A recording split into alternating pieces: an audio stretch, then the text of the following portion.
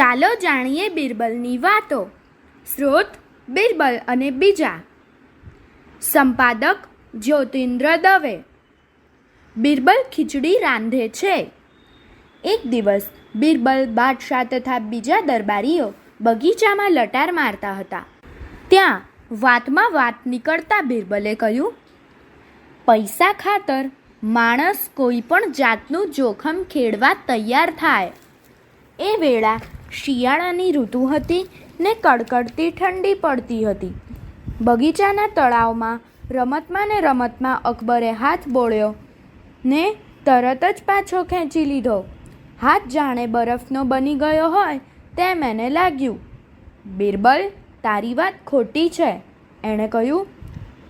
ગમે તેટલા પૈસા ખાતર પણ કોઈ માણસ આખી રાત આ તળાવના પાણીમાં ગાળવા તૈયાર થાય નહીં, અને કોઈ એમ કરે તો જીવતો પણ ન રહે. નામદાર, એવો માણસ પણ મળી આવે ને પૈસાની હૂંફે એ તળાવના બરફ જેવા ઠંડા પાણીમાં રાત પણ કાઢી શકે. બિરબલે જવાબ દીધો, એ તો બોલવું સહેલું છે, પણ એવો માણસ બિરબલ સાહેબના મગજ સિવાય બીજે તો ક્યાંય નહીં હોય. એક દરબારીએ ટકોર કરી, મારા મગજમાં એવી તો બહુ વસ્તુ છે જે આપની દુનિયામાં નથી. બિરબલે જવાબ દીધો, પણ બાદશાહ સલામત હુકુમ કરે તો હું એવો આદમી લઈ આવું. હા, તું જો એવો આદમી લઈ આવશે ને એ આખી રાત તળાવમાં ગાળી જીવતો રહી શકશે તો હું એને મોં માંગ્યું ઇનામ આપીશ. અકબરે કહ્યું. ઘણી તપાસ પછી બિરબલને આખી રાત તળાવમાં ગાળવા તૈયાર હોય એવો એક અત્યંત ગરીબ મનુષ્ય જડી આવ્યો ને તેને લઈને બાદશાહ આગળ હાજર કર્યો. આખી રાત તળાવમાં ગાળવા તું તૈયાર છે? તારાથી કોઈ જાતની અગ્નિની હૂંફ નહીં લઈ શકાય. અકબરે કહ્યું.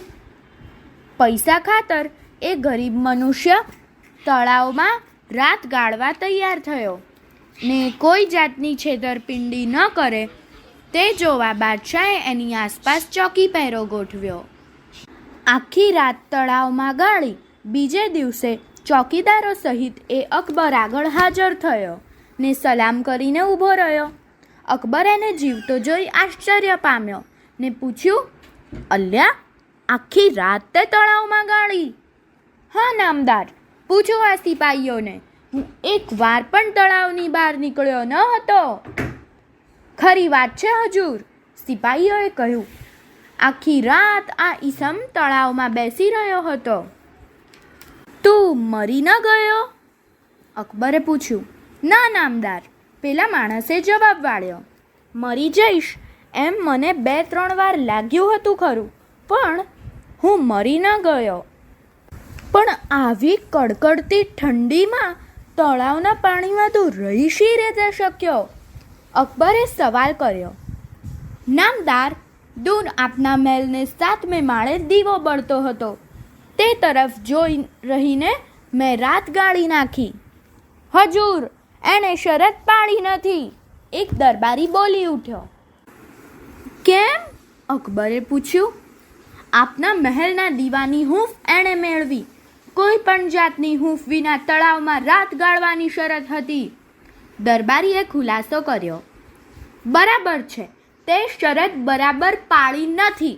તને ઇનામ નહીં આપી શકાય, કહી અકબરે એ બિચારા ગરીબ માણસને ખાલી હાથે પાછો કાઢ્યો. રડતો કકળતો એ બિરબલ આગળ ગયો ને એને આખી વાત કહી સંભળાવી.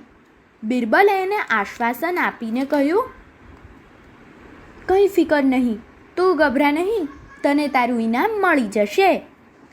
બીજે દિવસે આખો દરબાર ભરાઈ ગયો હતો, પણ એમાં બિરબલ દેખાયો નહીં. તે જોઈ અકબરે પૂછ્યું, આજે બિરબલ કેમ જણાતો નથી?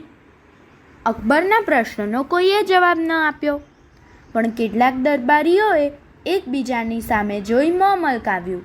તે જોઈને અકબરે પૂછ્યું, કેમ કોઈ જવાબ દેતા નથી ને હસો છો? છે શું? એક દરબારીએ ધીમેથી બીજાને કહ્યું, શું જવાબ દઈએ? એનો 3જો માળ ધસી ગયો છે એમ કહીએ? અકબરના કાન બહુ ચોકોર હતા. ધીરેથી બોલેલા આ શબ્દો એણે સાંભળ્યા અને પૂછ્યું, શું એને મકાનનો માળ ધસી પડ્યો છે? ઘરને કંઈ નુકસાન થયું છે? જે દરબારીએ વાક્ય કહ્યું હતું તે કંઈક ગભરાઈને બોલ્યો, નહીં નામદાર, હું તો જુદું કહેતો હતો. ત્રીજા માળ વિશે તમે કંઈ કહ્યું તે મેં સાંભળ્યું. અકબરે કહ્યું, ત્રીજો માળ ધસી ગયો છે એટલે નામદાર એના મકાનનો માળ નહીં. ત્યારે અકબરે વચ્ચે જ પૂછ્યું, એટલે નામદાર એના મગજને કંઈક થઈ ગયું છે? હે, શું એ ગાંડો થઈ ગયો છે? અકબરે આશ્ચર્ય પામી પૂછ્યું. છે કેમ તો નહીં નામદાર, પણ સાંભળેલી વાત છે. અમે કોઈએ જાતે જોયું નથી, પણ છે શું તે તો કે? અકબરે અધીરા બની સવાલ કર્યો. નામદાર, નદી કિનારે લોકો ફરવા ગયા હતા તે વાત કરતા હતા. બીજા એક દરબારીએ ખુલાસો કરતા કહ્યું. શી વાત કરતા હતા? અકબરે પૂછ્યું. કે બિરબલે નદીએ આગળ 3 વાંસ દાટ્યા છે, તેને આધારે તપેલી લટકાવી છે અને નીચે ઘાસનું તાપડું કર્યું છે. એનો શું અર્થ? અકબરે પૂછ્યું. આનો અર્થ મને તો એટલો જ દેખાય છે. ત્રીજો દરબારી બોલી ઉઠ્યો કે બહુ વિચાર કરવાથી બિરબલનું મગજ પોચું પડી ગયું છે. અકબરને કુતૂહલ થયું.